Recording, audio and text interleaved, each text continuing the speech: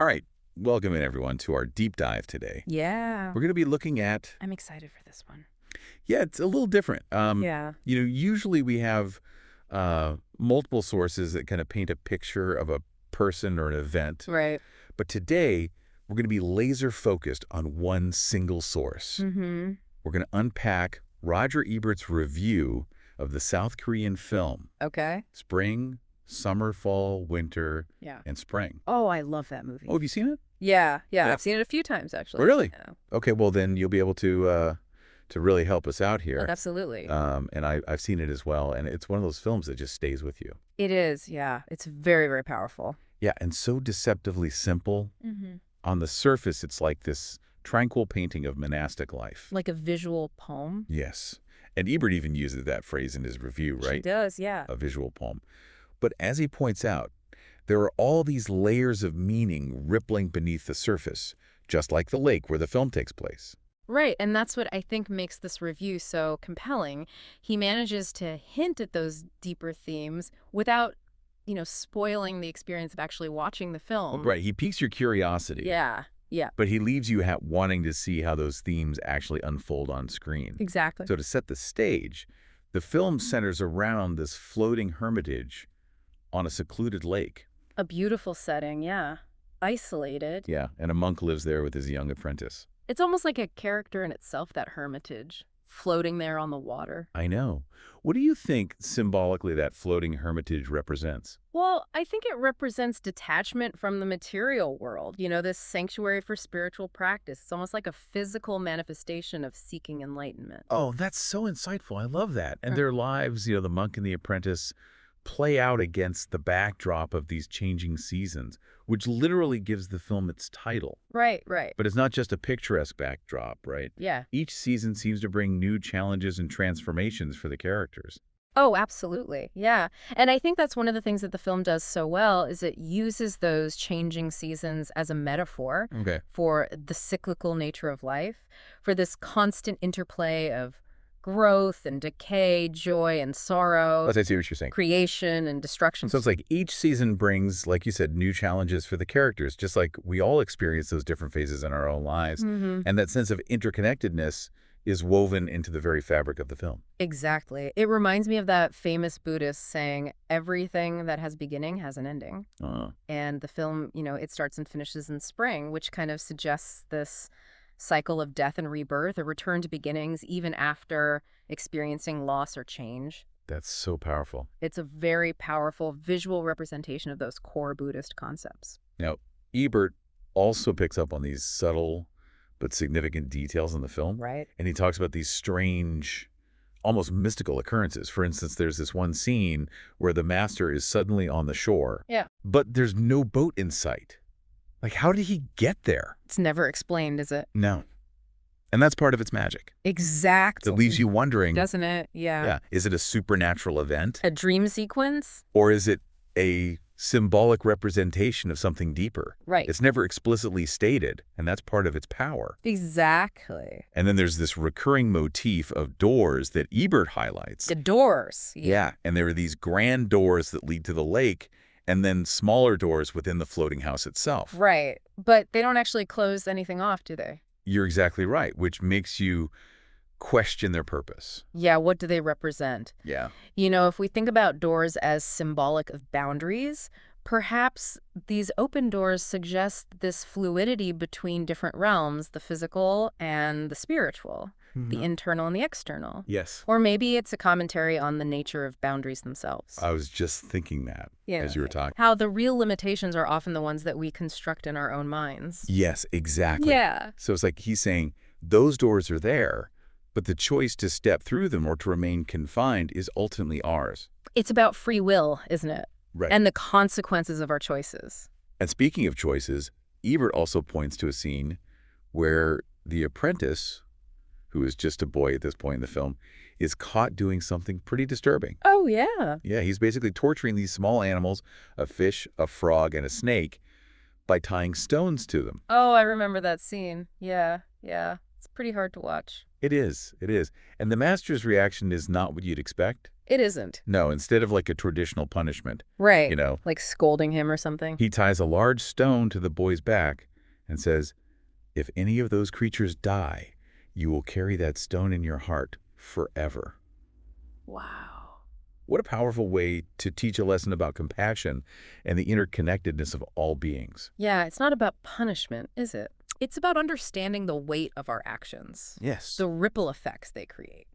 And that brings us to one of the core tenets of Buddhist philosophy that permeates this film, which is karma.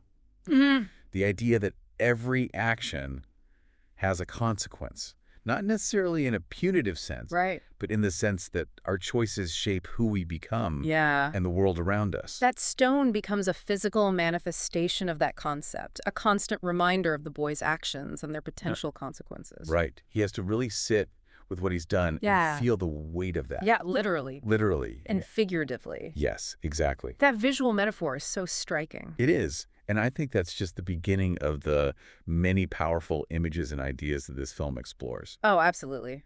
We're just scratching the surface here. And we've got so much more to unpack, so let's dive back in after a quick break. It's not just about individual actions, though. Ebert also hints at how the film uses the changing seasons themselves as a metaphor. Oh. For the cyclical nature of life, for this constant interplay of growth and decay, joy and sorrow. Oh, yeah. So it's like each season brings, like you said, new challenges and transformations for the characters. Yeah. Just like we all experience different phases in our own lives. Exactly. And that sense of interconnectedness Mm-hmm. is woven into the very fabric of the film. Exactly. And it reminds me of that famous Buddhist saying, Which one? everything that has a beginning has an ending. Oh, yeah. Yeah. And the film, it starts and finishes in spring, Right. which kind of suggests this cycle of death and rebirth, a return to beginnings, even after experiencing loss or change. Yeah. That's very powerful. Yeah, it's a very powerful visual representation of those core Buddhist concepts. Okay, so we've touched on karma, Mm-hmm. and now we're talking about impermanence and cyclical existence. Yeah. All these big ideas Mm-hmm. woven into a seemingly simple narrative. Mm-hmm. How about other Buddhist principles? Yeah. How do they show up in the film? Well, Ebert doesn't explicitly spell it out, Okay. but he does highlight the arrival of a young woman to the hermitage. Oh, right. Yeah. And this event seems to disrupt the tranquility of their secluded life, Right. introducing new complexities and challenges, Right. especially for the apprentice who is now a young man. Okay, so this is where it gets interesting. Right. I remember Ebert mentioning the monk's warning about desire and how it can lead to suffering. Oh, yeah. Does this tie into the young woman's arrival? Absolutely. Okay. The monk cautions his student about the dangers of clinging to desire. Mm, And it's not that Buddhism condemns desire altogether, right. but it emphasizes the suffering that arises when we become attached to things, to outcomes, to people. Okay. You know? So the arrival of the young woman and the apprentice's reaction to her becomes a kind of test, I think so, yeah. a demonstration of how desire can lead to jealousy, Right. possessiveness, even potentially harmful actions. Precisely. It throws a wrench into their simple life, Right. forcing them to confront these very human emotions Mm-hmm. and grapple with the challenge of maintaining their spiritual practice amidst temptation and turmoil. I see. And Ebert doesn't give away too many details about what happens next, but he does hint at some dark turns in the film, Oh, yeah. suggesting that the apprentice's attachment to the young woman leads to some pretty serious consequences. Right. And it's important to note that the film doesn't shy away from exploring the darker aspects of human nature. Right. It acknowledges that we all have the capacity for both great compassion and great harm, Mm-hmm. and that the path toward enlightenment is often fraught with these internal struggles. So it's not just about sitting in peaceful meditation on a serene lake. Yeah. It's about confronting those darker impulses within ourselves Right. and learning to navigate them skillfully. Exactly. It's about understanding the nature of desire, of attachment, of aversion, and finding a way to move through those experiences without becoming trapped by them. Yeah.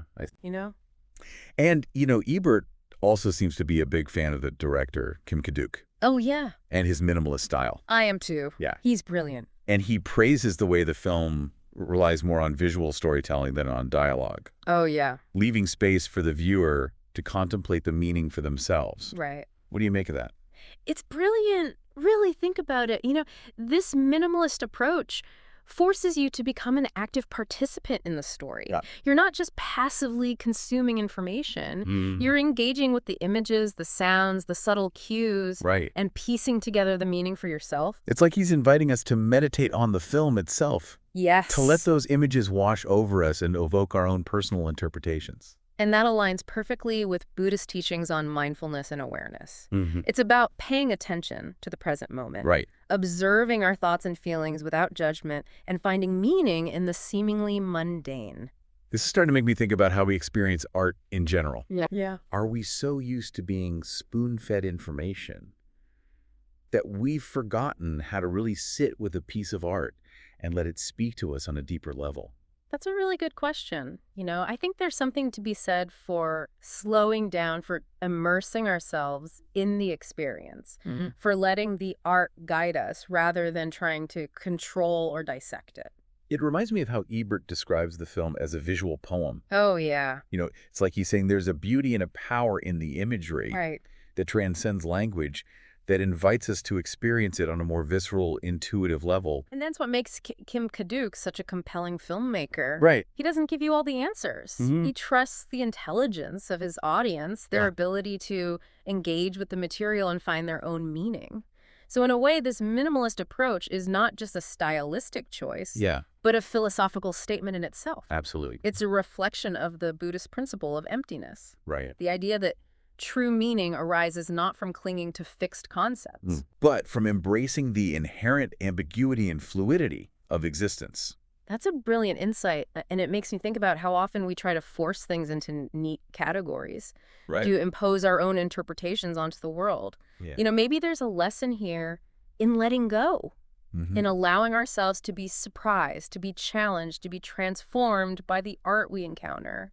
And that brings us back to the heart of this deep dive Roger Ebert's review. Right. He doesn't just summarize the plot or provide a simple thumbs up or down. No. He invites us to think about the film, to engage with its themes, Right. and to ultimately find our own meaning within it. And he does it in such a skillful way. Right. He drops these little breadcrumbs, these intriguing observations and these thought-provoking questions that make you want to delve deeper, to explore those complexities for yourself. Yeah, it's like he's saying, here's a glimpse into this fascinating world. Now go and discover its wonders for yourself. Exactly, and that's the beauty of a good review, isn't it? Yeah. It's not just about evaluating a work of art, but about opening a door to a richer, more meaningful experience. We've talked about the Buddhist themes and this incredibly evocative visual style. Yeah. But I'm also struck by how Ebert handles the more challenging aspects of Kim Ki-duk's work. Oh, yeah. He's very upfront about the fact that this director doesn't shy away from violence. No, she does. Or sexuality. Right, and that's crucial, I think, because if you're going into a Kim Ki-duk film, you need to be prepared for that intensity. Right. But what Ebert does so well is he emphasizes that these elements are never gratuitous. Right. They're not there for shock value. They serve a very specific purpose within the narrative. He even compares it to, say, a Greek tragedy. Right. Where those intense moments highlight the consequences of human choices. Yeah. Those flaws within ourselves that lead to suffering. It's not about being exploitative. It's about holding up a mirror to our own nature. Precisely. Think of it like this. We often sanitize difficult emotions in art. Right. We want things to be palatable, easily digestible. Right. But Kim Ki-duk's films are like a punch to the gut. Yeah. They wake you up. They force you to confront the messy, uncomfortable realities of the human condition. And I imagine that's not always an easy watch. No, it's not. But there's a reason Ebert keeps coming back to these films. Right. He sees value in that unflinching gaze. Yeah. It's not about glorifying darkness. Right. It's about understanding it. Exactly. It's like he's saying, look, these impulses exist within all of us. Yeah. We can try to ignore them. Right. Pretend they're not there. But that doesn't make them go away. Right. In fact, it might even make them more dangerous. It's like that old saying, what we resist persists. Exactly. By bringing these darker emotions to the surface, by exploring them in a safe context like film, Yeah. maybe we can begin to understand them better and in turn understand ourselves better. And perhaps that's the ultimate goal of art. you know? Oh, yeah. Not to provide answers, but to ask questions, to challenge our assumptions, to Right. make us uncomfortable, Yeah. and ultimately to help us grow. Ebert hints that spring, summer, Yeah. specifically, Mm-hmm. isn't just about this individual monk and his student. Right. It's like their journey Yeah. becomes this microcosm of larger societal struggles. Mm-hmm. Do you think that's what Ki-duk is getting at? Absolutely. Okay. You know, the film, set in this isolated hermitage, Right. still manages to comment on the cycles of violence, desire, Right. and redemption that play out in the world around us. It's like Yeah. he's saying that even in the most secluded corners of our lives, we're still connected to these larger forces. We Right. can't escape them. So we're not just passive observers. No. We're implicated in these cycles, too. Right. Our choices, our actions contribute to the world we create, Right. whether we're conscious of it or not. And that's a powerful message, isn't it? Yeah. You know, it calls on us to be more aware, more mindful, Yeah. more responsible for the choices we make and the impact they have on others. And it circles back beautifully to those Buddhist themes we've been discussing. It does. Karma, impermanence, Yeah. the interconnectedness of all things. Yeah, it all comes together Oh, in this yeah. visually stunning Yeah. and emotionally complex film. And that's what makes Ebert's review so effective. Yeah. He captures the essence of the film. Mm-hmm. Its beauty, its challenges, Correct. and its philosophical depth, without giving away the ending, Yeah. without diminishing the power of experiencing it firsthand. He's piqued our curiosity, for Yeah. sure. Definitely. I know I'm adding this to my watch list immediately. Me too. It sounds like one of those films that stays with you, that prompts reflection long after the credits roll. And that's the mark of a truly great film, isn't it? It is. You know, it's not just entertainment, it's an experience. Right. It's a conversation starter. It's a catalyst for personal growth and transformation.